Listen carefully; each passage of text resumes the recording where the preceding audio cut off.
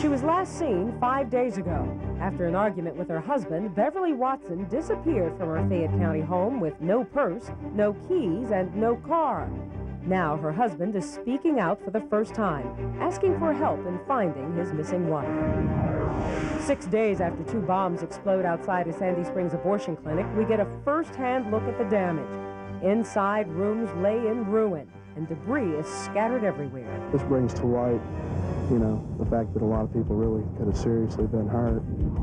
And the battle over abortion takes center stage in Atlanta and across the country as those on both sides of this emotional issue mark the 24th anniversary of the U.S. Supreme Court ruling. Dedicated, determined, dependable. For Wednesday, January 22nd, this is Channel 5 Eyewitness News. Good evening, I'm Brenda Wood. And I'm Russ Spencer. Today, for the first time, the husband of a missing Fayette County woman publicly said he had nothing to do with his wife's disappearance. Jim Watson talked to the media today while investigators searched for his wife's body in a nearby river. His wife disappeared late Friday night from their Fayette County home. Channel 5's Jay Ariano joins us now live from Clayton County with the latest on the investigation. Jay? Yes, while Watson was speaking to us about 3 or 4 miles from here, at this river, this is the Flint River behind me, investigators took most of the day wading through this water on a tip. They were looking in the water, looking for Watson's wife. At the same time, they were in the woods behind us and the woods behind the family's home. I would like to state to the people of Fayette County and the people of Georgia that there is absolutely no involvement on my part regarding the disappearance of my wife. I truly believe that any moment now my wife will make her whereabouts known, as this is not the first time she has left. Seated next to his attorney, reading a prepared statement, Jim Watson speaks publicly for the first time since his wife Beverly disappeared last Friday. He's never slapped her. He's never, other than grabbing her arm on the one occasion, there's never been any violence perpetrated by Jim. Investigators have never said Jim Watson is a suspect in his wife's disappearance, but they are saying they think she met with foul play. Using all-terrain vehicles, detectives combed through the woods behind the Watsons' Fayette County home. Dogs are also brought in. These specially trained canines will hopefully track a scent and lead police to the missing woman. We don't want to get into suspects. We probably looking at some people, but we don't want to talk about suspects this time. Off-camera sources tell Channel 5 a motorist saw a car that looked like the one Jim Watson drives near the Flint River over the weekend. So today, using helicopters, boats, and divers in the water, the sheriff says they're checking to see if there is a body in this river's murky water. I don't think he's done anything. If he proves that he has, it will surprise me. Holding out hope his son hasn't played a role and his daughter-in-law is okay, James Watson prepares to hand out more flyers as his son pleads for help. I ask anyone having any information to the whereabouts of my wife to contact the Fayette County Sheriff's Office or the Riverdale Police Department. Upon instructions by my lawyer, I will answer no questions. Now, the next step for the Sheriff's Department, we're told, is probably they will go back into the house and execute another search warrant and continue to look. They are also hoping more tips come in, tips like the one that led them to this Flint River today. Reporting live in Fayette County, Jay Ariano, Channel 5 Eyewitness News. Jay, thanks very much. The U.S. Supreme Court's Roe v. Wade decision affirming a woman's right to have an abortion was handed down 24 years ago today. It is an anniversary that has much of the nation on edge tonight. Noisy rallies were held at Georgia's state capitol, where lawmakers will soon be debating a controversial bill banning late-term abortions. This morning in Washington, D.C., an explosive device went off outside a downtown abortion clinic. After the scare, police said it was not related to Roe v. Wade. Also today, though, we saw the inside of a bombed-out Sandy Springs abortion clinic for the very first time since a pair of explosions last week. For now, tenants still aren't being allowed back inside that Sandy Springs office building. The owners say it's simply too dangerous. Channel 5's Shirley Washington toured the clinic today. She says you may be surprised at the extent of the damage inside. Shirley? Brenda, there is an awful lot of damage here, especially in the abortion clinic. Take a look around. You can see crews are still here boarding up windows in the Sandy Springs Professional Building. Now, some people who witnessed last week's explosions found themselves drawn to the bomb site today. We went along as they took a tour at what's left behind. Pete Fisherman and Melissa Monsteller walked to the back of the Sandy Springs Professional Building to see the damage left behind at an abortion clinic after 2 bombs exploded on the property last Thursday. We walked past here like 30 seconds before it went off, and I didn't know what it was. It felt like, because we were in the car, and it felt like we had been rear-ended by a truck or something. And I just feel fortunate to be alive. The couple was surprised to see the clinic's operating room and office area in shambles. Pipes and wires exposed and dangling from the ceiling, and the walls that once surrounded the clinic blown out, revealing a crater where the first bomb blasted through a window. It really blew through the whole building, so we were fortunate that there were no casualties. The couple continued their tour, walking past piles of debris stacked up along the side of the building. They looked on as crews worked diligently to clean up the glass from shattered windows and other debris. As they made their way to the end of the parking lot, they walked upon a big hole that was left in the ground after the second bomb, which was designed to kill, blew up, injuring at least 6 people. It's very depressing that there are people out there doing this. This crater and the one in back of the office building was enhanced slightly by investigators digging for clues that will lead them to whoever is responsible for the bombings. At this point, it is unclear as to when the tenants will be able to move back into the building to continue operating their businesses. It is very, very interesting to note that some of the tenants who work here that we talked to today said that they don't have any problems returning to work. In fact, one man told me that he feels safe and says he's looking forward to coming back home. He says he's been here for quite a long time, and he's not going to let one incident keep him from returning to his business. Reporting live from Sandy Springs, Shirley Washington, Channel 5 Eyewitness News. All right, Shirley. Thank you. Security was heightened today at all metro area abortion clinics. The increased police presence was prompted by concerns over the Roe versus Wade anniversary and, of course, the bombings last week at the clinic in Sandy Springs. Mainstream groups on both sides of the abortion issue today condemned the violence that has cost lives and that has also damaged property. Everybody's raged, though. It's not just the pro-choice people that are enraged by the bombings or the killings or any violence that's associated with the abortion issue. Police say there are 9 clinics in the metro Atlanta area. There have been no reports of violence at any of them.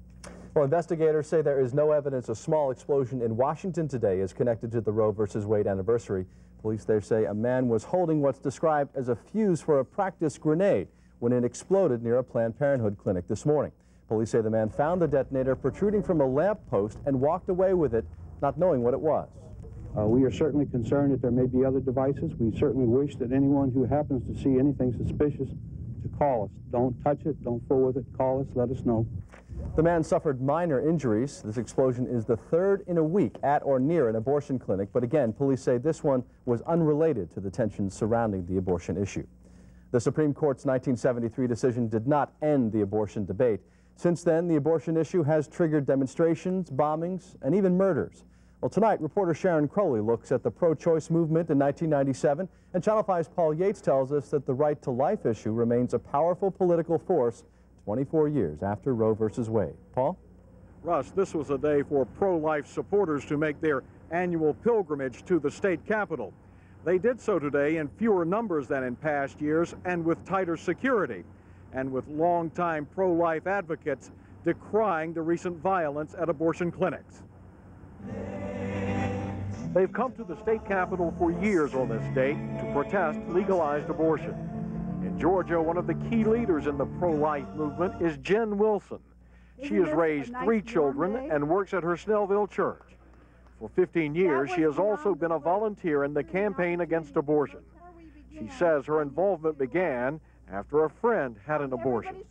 After my friend had the abortion, she tried to kill herself 4 times, had to be institutionalized, and I decided then that this was not an issue that I was going to back away from, and I've been involved ever since. Today, as president of Georgia Right to Life, Jen Wilson led condemnations of the new cycle of violence against abortion clinics.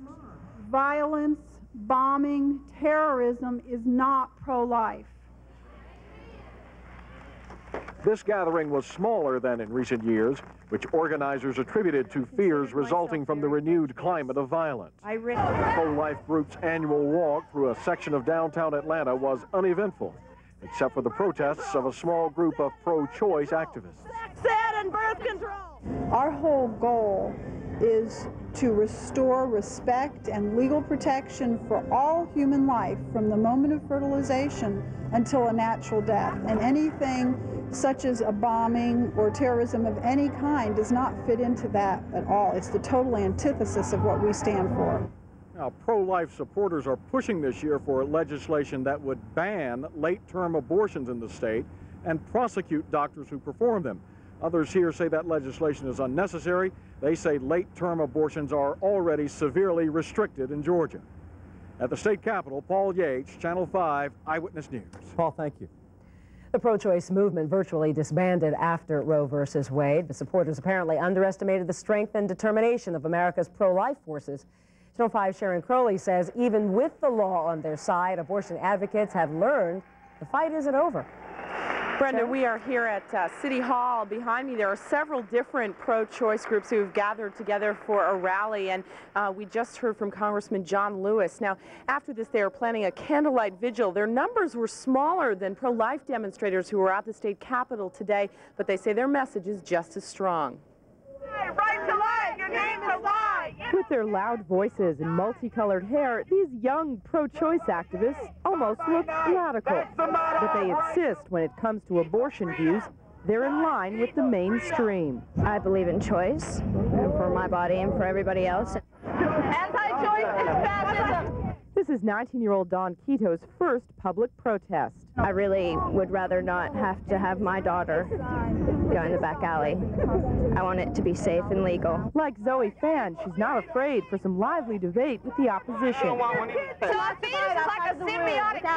This is a really important issue. I mean, I think that everybody knows year by year on this day there is opposition. There's opposition every day about what's going on. And if you don't say something, then you're just letting them win. And Stan Hayes says he has personally benefited from the Roe v. Wade ruling. We had a pregnancy, and that we decided to abort the fetus. You and your girlfriend? Yes, and it was a decision that was, at that point in our life, very important.